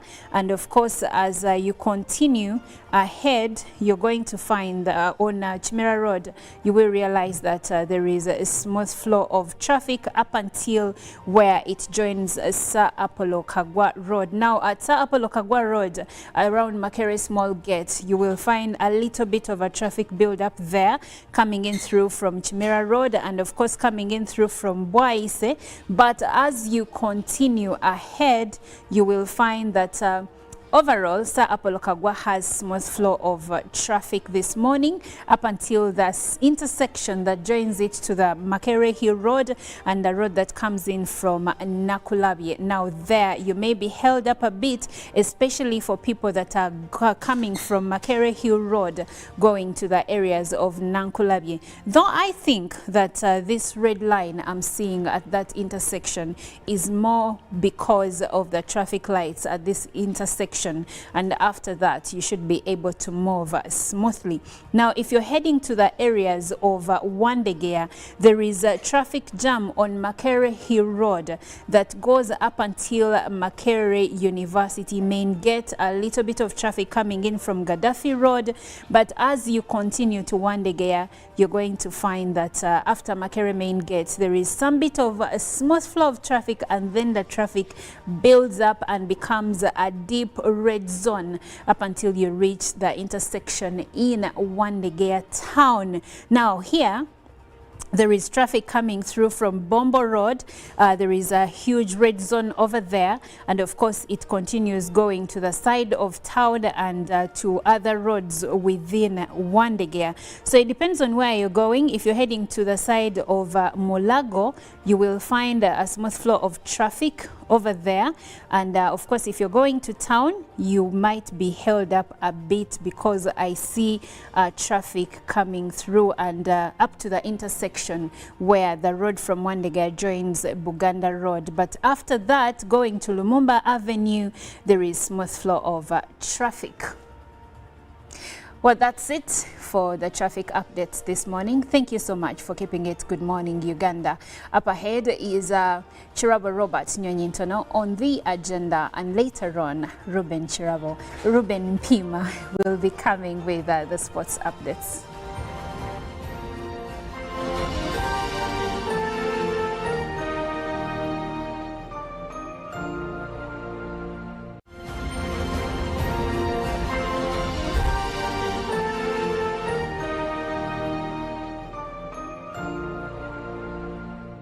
Of the day on UBC. Every Wednesday, 10 p.m. on your public broadcaster.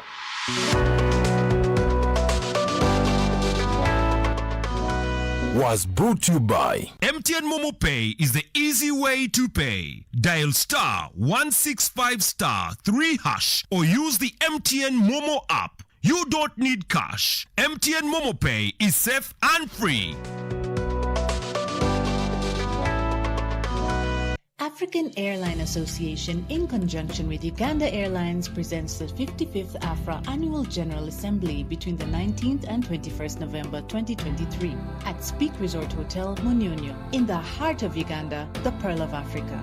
In attendance will be 500 high-profile African and global aviation leaders, 40 airline CEOs making strides to transform aviation for development. The 55th AFRA AGA is proudly powered by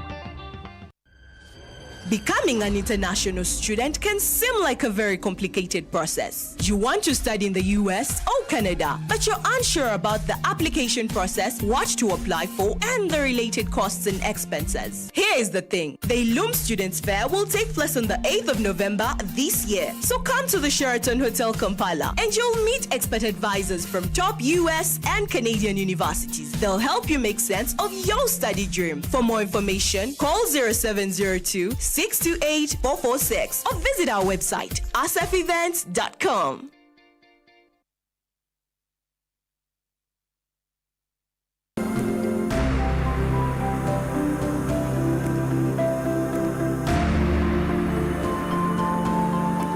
So this is my general perception.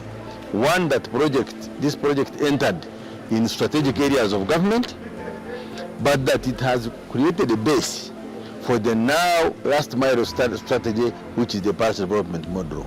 And therefore this base that it has left will help us actually, and I'm sure we'll get better results in actual area and Ajumani when we are implementing the past development model.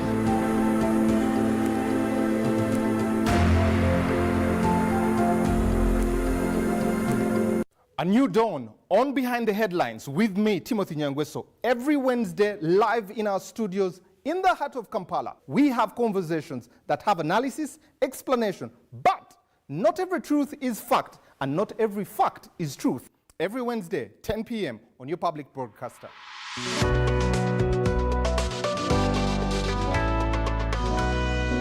on your public broadcaster, UBC, inspiring Uganda.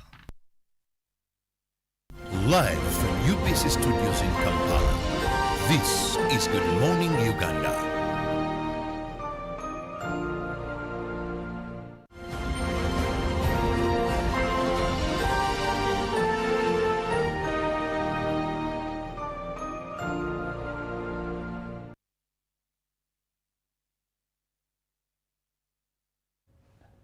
Good morning and much thanks for being with us on UBC TV. Welcome. Good morning, Uganda Agenda. I'm Robert Chirabo, in case you've just joined. Well, it is a bright morning here in Kampala, I must say.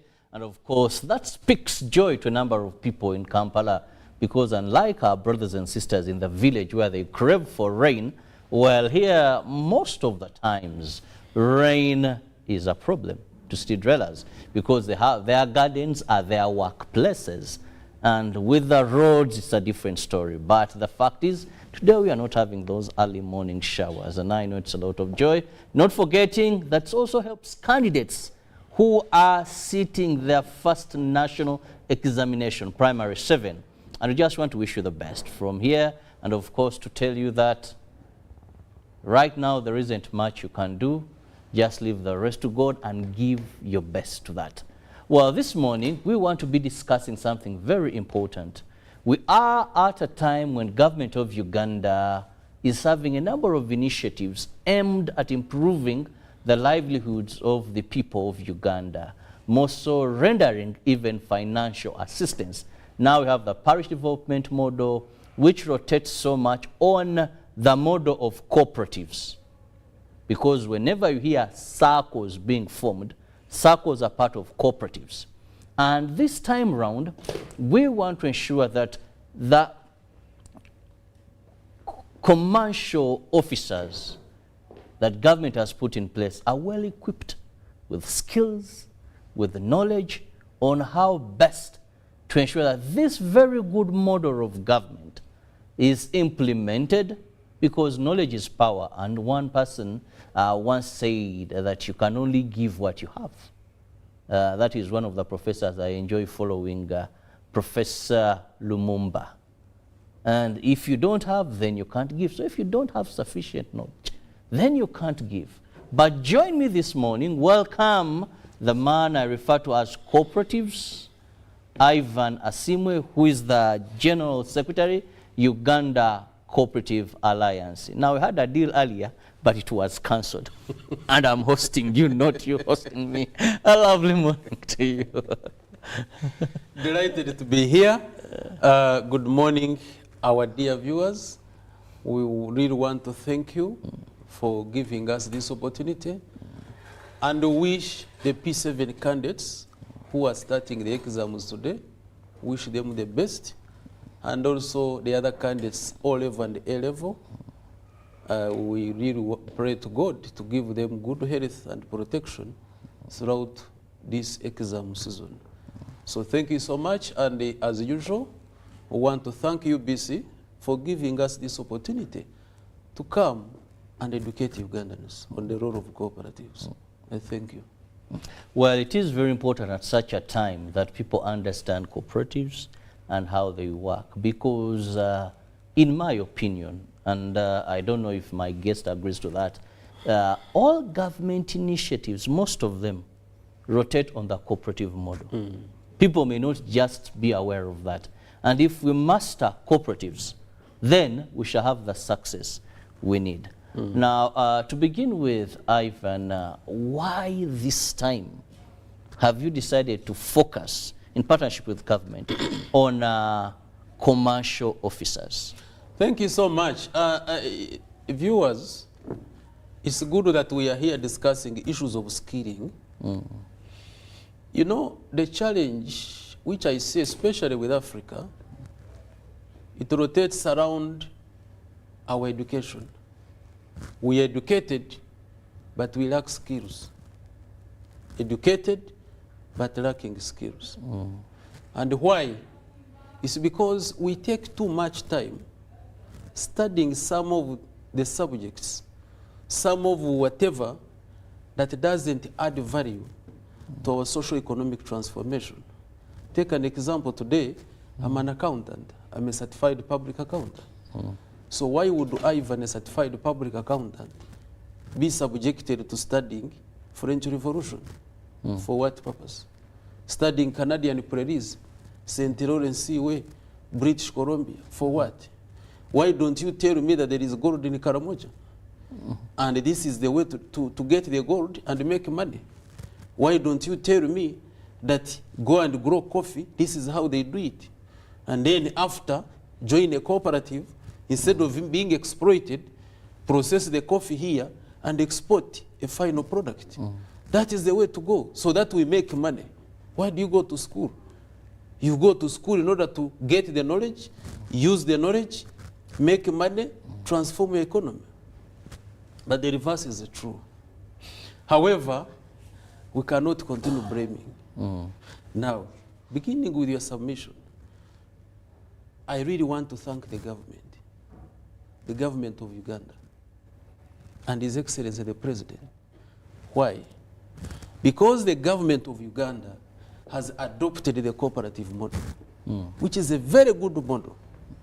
There is no way, and I want to tell Ugandans who are listening, there is no way that we are going to transform this economy, transforming an economy in the hands of Ugandans without using the cooperative model. Capitalism cannot work in this country. Capitalism cannot work in Africa. Capitalism can only benefit those countries, those economies that are far from us in terms of economic growth. Because if you went back to Europe, you went back to America, their economies are based on cooperatives. You can imagine, you go to Germany, Germany is on cooperatives. Go to Netherlands, go to France, go to UK, you go to USA, go to South Korea, go to, my God, cooperatives are very strong there. Now, the same cooperatives form companies, which companies are now multinationals, and they are here teaching us capitalism. Because they know the power of cooperation. Once, for example, farmers come together, you no longer exploit them. They have the power. They have the power to produce, to aggregate, to add value, and export a finished product. And these economies know, the moment Africa woke up today and we start processing our own products, then the economies automatically will collapse.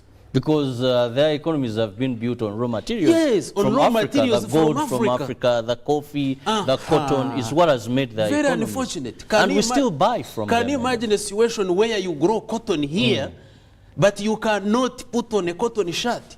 Instead, you are putting on mevumba, second-hand clothes.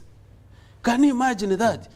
And we are created by the same God. We are all human beings with the same brain, the same everything. You grow cotton here, you export raw cotton, they go and make good shirts for themselves, then for you, in return, they send mevumba. Bells and second-hand clothes. Then you find all of us fighting in Owino, buying these second-hand clothes. So why don't we have our cotton here, process it here, and we put on our shirts? Why would you do the reverse? So their economies are based on the raw materials from here. So Africa, we must wake up. Uganda, we must wake up. I represent Africa on the International Cooperative Agriculture Organization as the Vice President for Africa. In fact, next month, towards the end of this month, we shall be in Thailand as an international body, sitting down, deliberating on the issues that affect the global cooperative arena. So when you are looking at Africa, compared to other continents, we have a long way to go. Now, coming home for this particular topic of the day, we are seeing now Uganda Cooperative Alliance with government targeting commercial officers. Why now? Very good. That's what I was now building on. The whole issue is about skilling. Now that we are lucky, the government, His Excellency the President, they have adopted the cooperative model. Look at the parish development model. Last time you remember when I was here, the parish development model with the 7 pillars is a very good model on paper. Very wonderful, very excellent. By the way, if you start to read this model, you may think that in 1 year, Uganda will be ahead of Germany. If you read it, internalize it very well, it's a very good model. If every parish gets $1 million, yes, 100 every parish million getting this money, because in a period of 5 years, rotational. I am telling you, 100 million yes, for these years, as long as it is put into economic use. I tell you, because you see, it summarizes the whole ecosystem. And I told the viewers, when you bring all these pillars together, they form the cooperative model. So we must be broadly speaking about the cooperative model. But I'm happy because the president has done his part. You know, Ugandans, the president is a chief executive officer, he's a fountain of honor.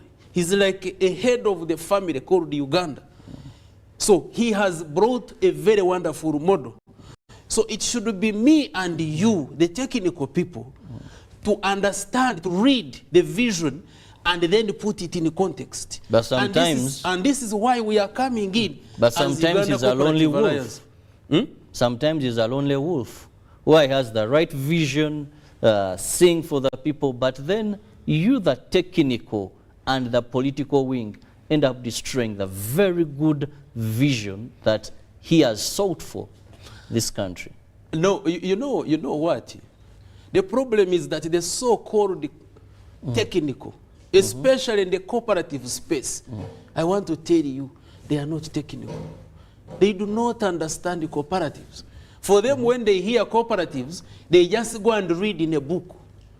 A cooperative is this, principles and values, but you do not understand the cooperative ideology. Once you do not understand this, then still you'll be in that cycle and you'll never achieve anything. And that's why we are coming in, and together with the government, we are now saying, who are these technical people, especially those ones who are supposed to be on the ground, talk about the parish development model, Emyoga, these other circles, and other types of cooperatives. Who are they? These are the commercial officers. Now, deliberately, we are now moving on ground to skill them. Because, like as earlier mentioned, we do not have cooperative education here. The one that we have, yes, is there, It's at Cooperative College, Chigumba and Tororo. I think previously all these cooperative officers had to go there. Now, I was coming to that. You know, these are the cooperative colleges we have. However, they are still offering certificates and diplomas since 1963. Yet our neighbors in Kenya, Kenya and Tanzania, they have now gone to PhD. Ugandans, you can go for a PhD in cooperatives. Now, if I'm talking about from certificate, diploma, degree, master's, PhD. So I'm right to tell you that few Ugandans understand cooperatives. You can't just read a book, or you go there for a training of 1 week, then you come and tell people that you understand cooperatives. It's very unique. It's very, so you need, now that's why we are saying, let's skill these people. Let them understand. Why? Because previously it was a policy that if you get a job in cooperatives, you must undergo a cooperative course in Chigumba then. But things changed. But now that we no longer have that policy, government says no, can we go down and skill these people? So areas of skilling, the commercial officers are directly working with these cooperatives. And then they need to understand the cooperative ideology. What is a cooperative? What are the values? What are the principles? What is the history of cooperatives? Because you know that a cooperative is an autonomous association of persons united voluntarily to meet their social, economic, cultural needs and aspirations through a jointly owned and democratically controlled enterprise. It's based on 7 international principles, and it is based on 4 values: the member control, the member ownership, usage, and benefiting members, and then plus others. So you need to understand that concept. And then from there, you need to understand the governance of cooperatives. How are cooperatives governed? Now there, it takes you to the second principle of cooperatives, which is democratic member control. It now goes, you know, everything is connected to the principles. Now, the second principle, which is about that, the democratic member control, it's about governance. In Uganda, within our laws, we have the governance structures, the board, the supervisory board, and the vetting. So all of that, you need to understand it. Then we go to issues of audit, because the commercial officers, they do the auditing and the supervision of these cooperatives. So if a commercial officer went, for example, to a circle, what are you looking for? What areas are you looking at? Because a cooperative is different from a company. You may find this is a person who did maybe company law, or he did business administration. But you are not using the company law, you are using the Cooperative Societies Act. So can you use the Cooperative Societies Act to look at what the Act requires, look at the bylaws, look at the international principles and values, and then you are able to know these are the requirements of a well-performing cooperative. Now, even a circle and an area cooperative enterprise or a union, the accounting is different. Now, talking about this training, what is it going to be like? Is it going to be a week, 2 weeks? How are you planning to roll it out? Because when we look at Uganda and we look at the commercial officers that we have, which are very important in the current movement of government to ensure that they uplift more so the 39% who are out of the money economy, to bring them into the money economy through the parish development model. And pillar 3 that has been most appreciated, that is financial inclusion by many Ugandans. Their role is very important. But how are you going to roll out this? Oh, good. Wonderful. So we have zoned the country, and we shall have 5 regions across the country. We shall have Western region, which will be in Mbarara. And then Midwest in Fort Portal, we have Northern in Iguru, we have Eastern in Mbale, and then Central here in Kampala.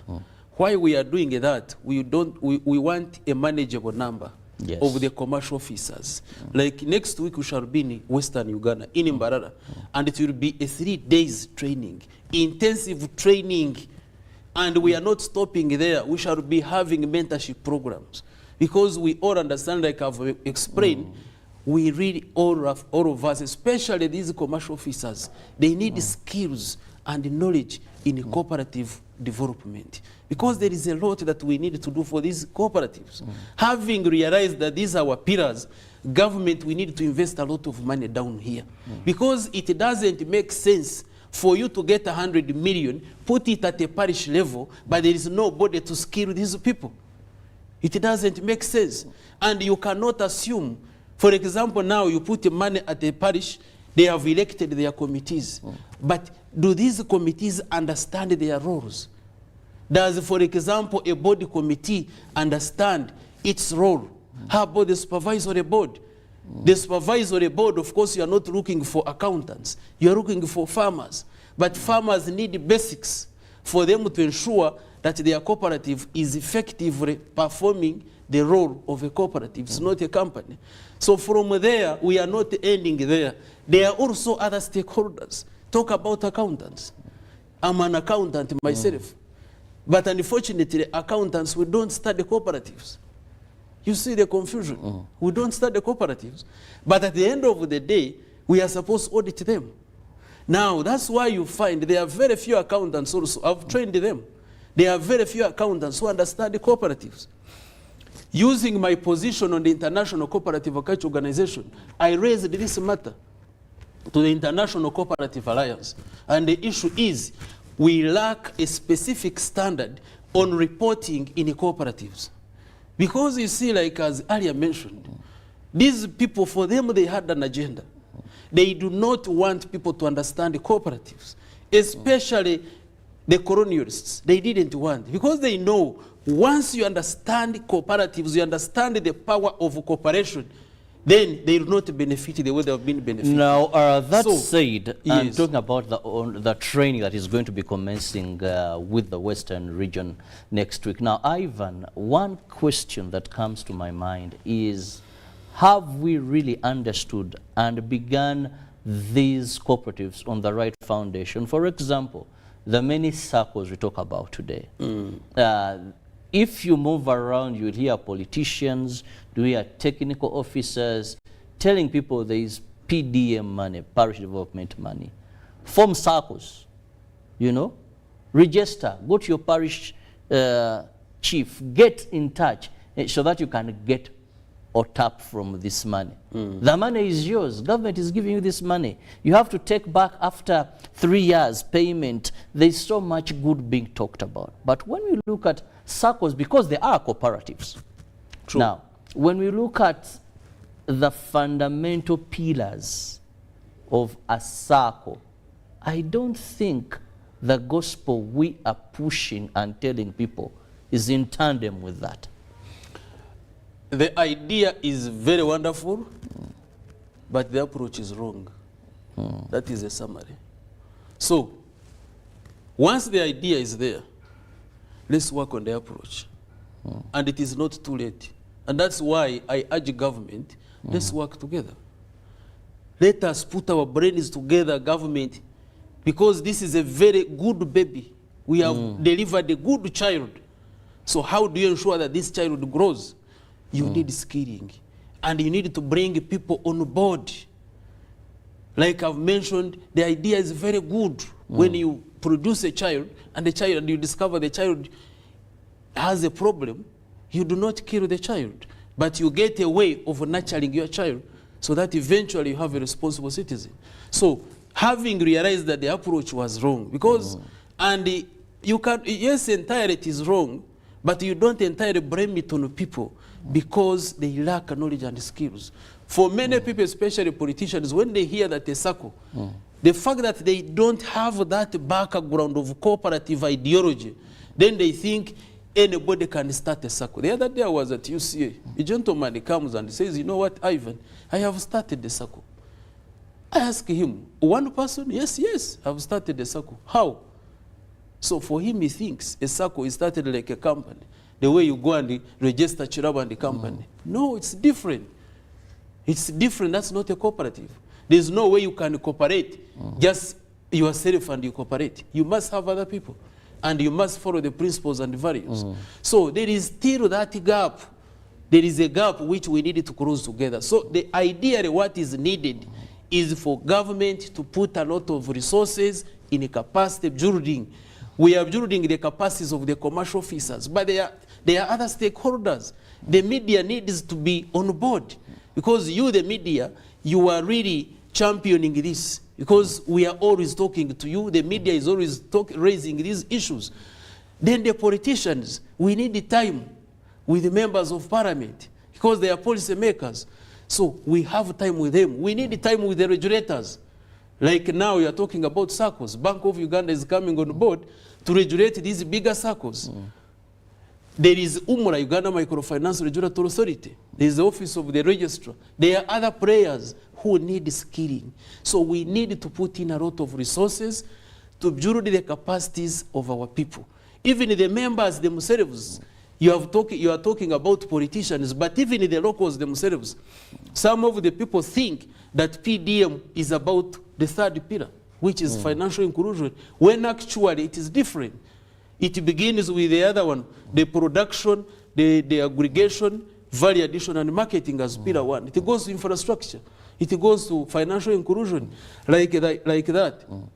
So people need to be taken through all these pillars, so that when you look at, when you talk about PDM, you consolidate the pillars and come up with inclusive and sustainable socio-economic transformation. That's why I'm saying this is a very wonderful model. But we need skills. So this is ideally the right time. So let's stop the blame game. The problem with our people here is blaming. You start blaming, you end up blaming. No. Yes, there may be a problem, but this is not something bigger. We can sit down as a country, iron out to these challenges. We don't call them problems. These are challenges. That's implementational challenges. We just discuss, bring them on table, and then see how best can we do this. Yes, the money is flowing down there, but are you not only giving money? Because now, if let's say you create a PDM circle at the parish, is it enough? You must also organize production. You must organize aggregation. I'm very happy. You know, Chirabo, this government constructed a lot of agro-processing facilities across the country under different programs. CAIP, Community Agriculture Infrastructure Improvement Program in the Ministry of Local Government, they constructed agro-processing facilities, over 276 in dairy, maize, coffee, rice. They are there. Under the Agricultural Cluster Development Project, SCDP, Ministry of Agriculture, they constructed over 275 APFs. They are there and they were supporting 5 enterprises. That is maize, beans, rice, coffee, and cassava. They are all there. Under NADS, under NUSAF, and other programs. So infrastructure is not a problem. What is remaining? So we already have the cooperatives are there, the infrastructure is there, the circles are there for financial inclusion. Now, what else is remaining? Just organizing ourselves. We now skill the responsible stakeholders at different levels. And we have this country transformed. You know, when you look at Uganda, Uganda is ready for takeoff. But it's like you want to fly, but someone is holding you like this. So why do you hold others? Members, we are ready to take off. Just release us and we go. And this well, at this moment, let me just remind our viewer that you can be part of the topic of discussion this morning by simply using that number on your screen. Send me a WhatsApp message or a text, and I'll be able to read it out as we look at skilling commercial officers by the Uganda Cooperative Alliance in partnership with government to ensure that they have the knowledge, they have the skills on what they're supposed to do. More so now that you're having parish development model program where now Pillar 3, a number of groups, a number of people have received finances, but we've always had a challenge on these sweet, very transforming programs of government when it comes to implementation. And of course, an element of knowledge, sufficient knowledge to ensure a smooth flow of such programs. Now, that's why they're saying that key in this Pillar 3 are the commercial officers. If they have the skills, if also the people are very aware of how this model works, then we shall have socio-economic transformation, and we will bring the 39 that are out of the money economy into the money economy. Now, I'll be reading a few of those messages that are coming in. Please keep them coming, and my guests will be responding to this. Now, this seems an uphill task. What period have you set? Because since the launch of this program, of the PDM, we've seen quite a number of issues unfolding. And we want to thank government that there's been so much interest from the head of state to ensure that this program is a success. But what duration are you giving yourselves to have this exercise completed? So this exercise will be in phases. We are beginning now, and we are giving it up to end of December to do the first phase of capacity building. You know, Chirabu, education is a process. You cannot say, today I'm going to skill them, and that will be the end of the day. So it's a process. So the first phase is this one, which will end by December, and then we shall continue with other mentorship programs, because they need continuous trainings. They need mentorships, such that we address very many aspects regarding cooperatives. So it's not a one-off, but it is a process. But like you are saying, I really want to thank the government that adopted the cooperative model. Government, this is the way to go. Just imagine our farmers. There is no way you are going to tell me that a farmer, a coffee farmer, usually use coffee. A coffee farmer, Ivan, with 10 kilos, there's no way he's going to the international market. He has to be exploited by a middleman. Why do you think a middleman is richer than a farmer? You can imagine, I'm the one who grows coffee. But someone who takes advantage of me, makes money, and I remain poor. So if government, you are focusing on social economic transformation, first organize production. Organize production right from the inputs. You know, we have these fake inputs. So many of them. So many. I'm a farmer myself. Pesticides. Yes. The equipment we use, you move with a panga to cut. But if the farmers are organized in the cooperatives, they will have the capacity to import their own inputs, high quality inputs, like it was in the 60s and 70s. Then once you organize production at that level, you now have aggregation. Now, once aggregation is there, at that level of aggregation, government comes in with standards. And I'm happy we have the Uganda Warehouse Receipt System Authority. It is there. Sure. Yes. I sit on the board. Uganda Warehouse Receipt System Authority that is supposed to put up these standards. You know, why should our maize be rejected in Sudan, in Kenya, and in the market? Why? We lack standards. So there is an authority specifically for this. But it is not working perfectly because farmers are not organized. You hear today, like as we're in the studio, someone is now exporting maize through Panya Panya. But if all these maize farmers were organized together, they have standards, they have policies internally. There is no way the maize is going to Sudan and will be rejected because it will have been subjected. And some of these things you once heard. Yes. I remember the vegetable story in Western Uganda. In Kigezi. In Kigezi. Yes. Where the component are vegetables. You know, these are things that if you had a plane, you bring vegetables all the way to Kigezi, to Entebbe, then exporting them under cooperatives. You know, you sit down, Mr. Chirabu, in this country and ask yourself, why are we not developing? Because we are poor. Who is holding us? Because we are poor. Passing on opportunities repeatedly. Yes, and the poor we mean is not that I don't have money in the pocket, but I am repeatedly passing on my wealth to other people.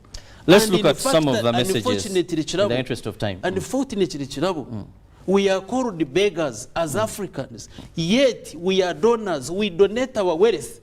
Instead of calling us donors, they call Africans beggars. It is very unfortunate. Messages coming in.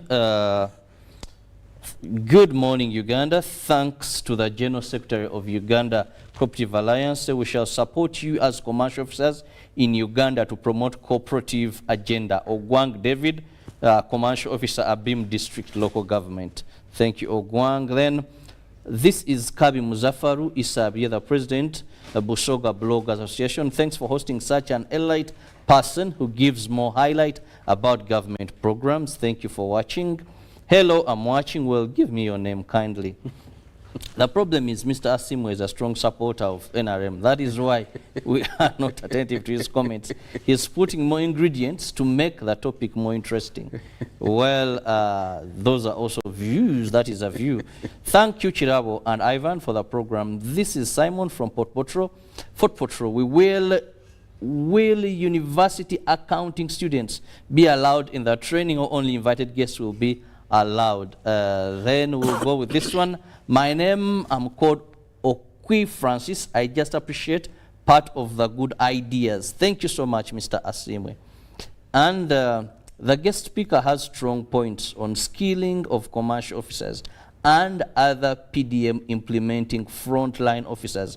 If some of these programs are to honestly transform communities. Now, this is Esther Nakolongo, Kotido Municipality. Well, let me end with this. Thanks UBC for educative talk shows such as that. I welcome Uganda, I welcome UCA in struggle to build our capacity. Principal Commercial Officer, Ibanda Municipality, Del Tugume. Now, the messages are flowing in so much. I must end with those, just in case time allows. Yes, Ivan, let's chop. Thank you so much. Ugandans, we have heard by ourselves. People are ready. Uganda is ready. It's ripe for cooperatives, like it was and like it is in the developed world. I want to request the academia, especially the National Council for Higher Education, let us have cooperative education within our education curriculum. Ugandans need to study cooperatives because this is the way to go. This is the way to go. Why should we waste our time here in Uganda studying some subjects that are not going to contribute to the socio-economic agenda of this country? Why? I am a parent, I have children. I pay school fees for my child to go and name parts of a housefly. Can you imagine? Yet he knows it at home. So why don't we instead come up with a curriculum that is really focusing on the socio-economic transformation of the country? So I want to thank the viewers who have sent in these messages. Viewers, when you talk about politics, for us cooperators, I'm sorry, we do not focus on cooperatives, on politics. For us, we focus on socio-economic transformation. And we give appreciation where it is needed. I cannot stop appreciating government because the government has adopted the cooperative model. The only challenge to government is that let us do it better. Let us do it as per the international cooperative principles and values. Let us sit on a table and we iron out some of these implementation challenges, because ideally, irrespective of whichever political affiliation, poverty is poverty. Poverty does not distinguish between where you belong, in terms of politics, in terms of religion. If you are poor, you are poor. Let us, Ugandans, let us stop being poor. And poor here, I mean, let us stop passing on opportunities repeatedly. Let us organize ourselves. If we are coffee farmers, let us organize production. We aggregate our coffee through our cooperatives. We add value. We buy machinery. We sit with the government. Let us have a soluble plant here. Instead of importing coffee, you go down there in these cafes. You will find Nescafe. Where is coffee grown? Here. Do they grow coffee in Switzerland? No. Our coffee goes there using our poor analogy. We pass on our coffee in raw form. It goes to Europe. It's processed. It comes back here. We buy expensively. You buy expensively. So, in the whole value chain, who has made money? A farmer or a processor. Now, having known that there is a lot of money at processing, why don't we invest money in processing so that we export a finished product? Talk about these other tea. The other day you saw the tea farmers are complaining. I saw it. But our tea goes to Mombasa, it is auctioned, and it is branded Kenyan tea. And it goes out of the country. Why don't we do it here? And how do we do it? It doesn't need magic. It needs Ugandans, first of all, to get organized. Get organized. Look at our milk. We would be exporting. Friesland Campina is a dairy cooperative in Netherlands. It's now a multinational. They produce a lot of dairy products and export them internationally. Even some of their milk is here in the supermarket. You can imagine we produce a lot of milk, but we import. Well, so Ivan, in the interest of time, we must leave room for the sportsman to be here, Ruben, and take people through the sports updates. But in just a minute, what is your final remark to Ugandans? I want to call upon all Ugandans to embrace the cooperative model. I want to appreciate government, and I want to request the government that let us invest a lot in capacity building. Let us train the frontliners, the PDM, Emyoga, the commercial officers, and let us give them the required not only skills, but even give the necessary infrastructure. Because a commercial officer is supposed to traverse the whole district. So he needs transport. He needs facilitation. They need all this. The other day I was listening. If you are talking about trade, industry, and the cooperatives, we need to really boost the budget to make sure that once the farmers are organized, they have aggregated together, now they can access the market. So Ugandans, we are ready for takeoff. This country is due for takeoff. What is needed is for us to love each other, to work together through cooperatives. I want to thank UBC once again for always giving us this opportunity. I want to tell you, Ugandans love UBC. Cooperators love UBC because you have given them the opportunity to learn, understand cooperatives for socio-economic transformation.